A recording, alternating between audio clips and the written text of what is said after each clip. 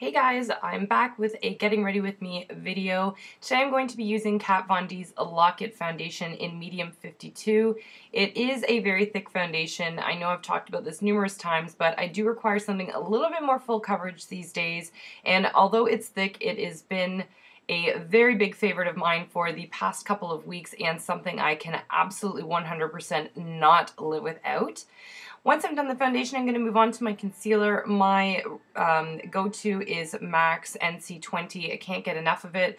I know I usually apply it with the Beauty Blender, but recently I've decided that I like my finger instead and apply it to under the circles of my eyes, or in the circles of my eyes, and then just below on my cheekbones, just to give a little bit of highlighting below my eye. This stuff lasts all day long, which is why I like it so much, because my under eye circles are absolutely brutal. So this one is a little bit lighter than my foundation, so it gives, as I said, that beautiful highlight, which I absolutely adore and will give me the longevity that I'm looking for. I always put a little bit on my Cupid's bow to highlight above my lip as well.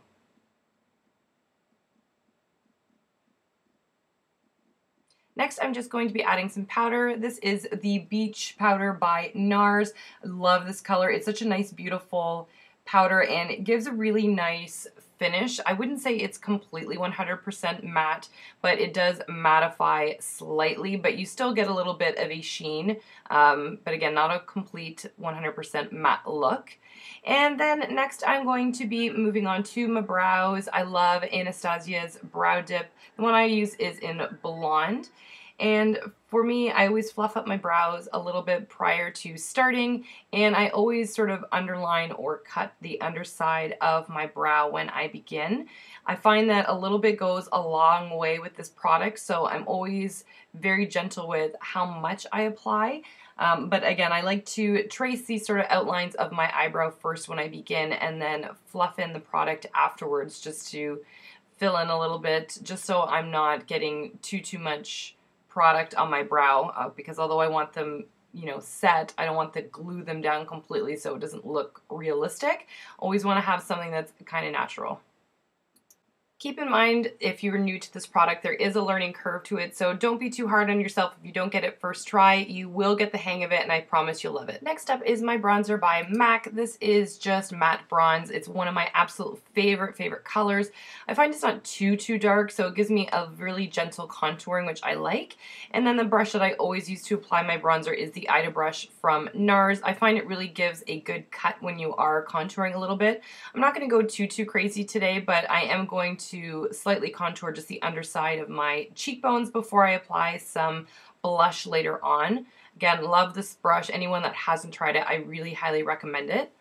And then the new product that I've become obsessed with is Lime Crime's eyeshadow brightener. This is amazing. I used to use NYX's jumbo eyeshadow pencil in Milk when applying lighter shades to my eyeshadow, just to really make them pop. And this sort of creamy mixture has become a new favorite of mine. I find it glides really easily, and it really does make any bright or light shadows really come to life when you're applying them. So for the eyeshadow, I am going to be starting off with Lorac's Pro Palette. As you can see, I use this quite often. I'm going to start off with the cream color to begin and just put that all over my eyelid. Again, I just want this as a really nice base just to make my eyes pop a little bit, as I am going to be applying quite a few neutrals afterwards in my crease. And this cream color is really beautiful. I just find it really makes my eyelids pop and is a good base when starting off any kind of look that you're wanting to create with your eyeshadow. Next up, I'm taking Taupe and my Sigma Tapered Blending E35 brush, and I'm going to be taking that color and swiping it into the crease of both of my eyelids. Depending on how dark you want the look to be, you can obviously take a lot of product and go to town with it. This I just use windshield wiper motions and just go back and forth in the crease of both eyes, just as a base before I apply any of the darker colors.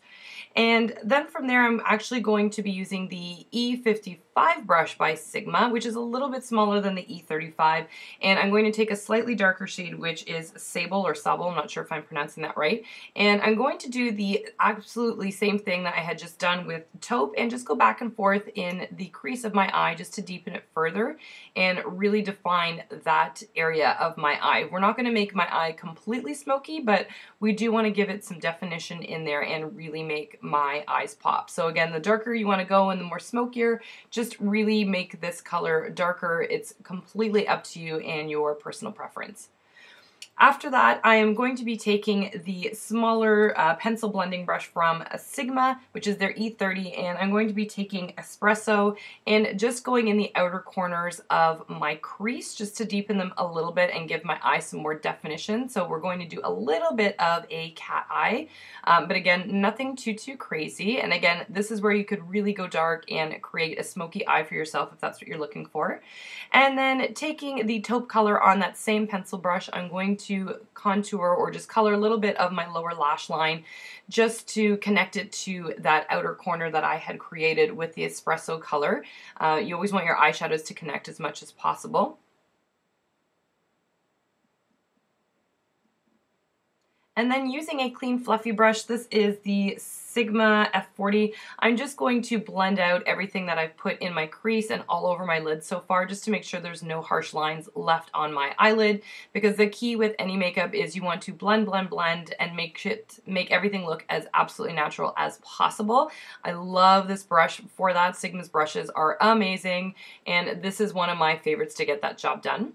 Then I'm going to be moving on with my favorite liquid liner. This is Marcelle's Double Precision. I am obsessed. And I'm going to start off with the thinner side of this eyeliner just to give me the inner corner cut line that I'm looking for my eyeliner and to create the tail of the liquid liner that I'm looking for as well. I just find it really does give me that precision I'm looking for. And then once I have actually made the cut on my eyelid, I always go back with the opposite side of that eyeliner pencil and fill everything in.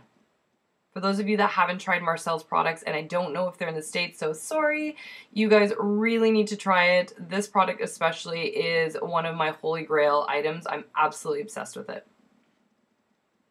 Next up is my favorite mascara, Extension Plus. This is also by Marcelle. I find this mascara is absolutely amazing. It gives you the longest lashes. Not crazy on volume, but I am someone that prefers length over volume with my lashes. So this is something I'm so happy with. This product is just amazing. So for those of you in Canada, if you have not scooped up this product yet, give it a try. I would say it's very comparable to Yves Saint Laurent's Baby Doll Lashes, which is why I am so in love, and it's a fraction of the price. Next up is this beautiful plum eyeliner from MAC. I just want to trace my bottom lashes with this color just because I am going to add a little bit of purple later on. And I'm also going to trace this into my waterline. It's not a crazy bright purple, which is why I like it. I thought it would blend well into the neutrals that I'm using.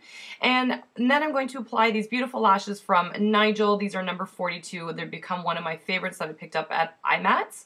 I just find that they're really light, they're very easy to apply, and the great thing about them is you don't feel like you're wearing falsies afterwards, which is always a bonus.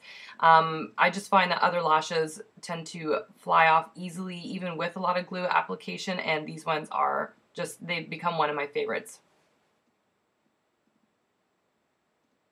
Afterwards, I'm just going to push the glue and my lashes together after I've set my lashes in place. I just find that this really helps hold the whole look together, and it doesn't make it look like you're wearing false lashes, which is always a bonus.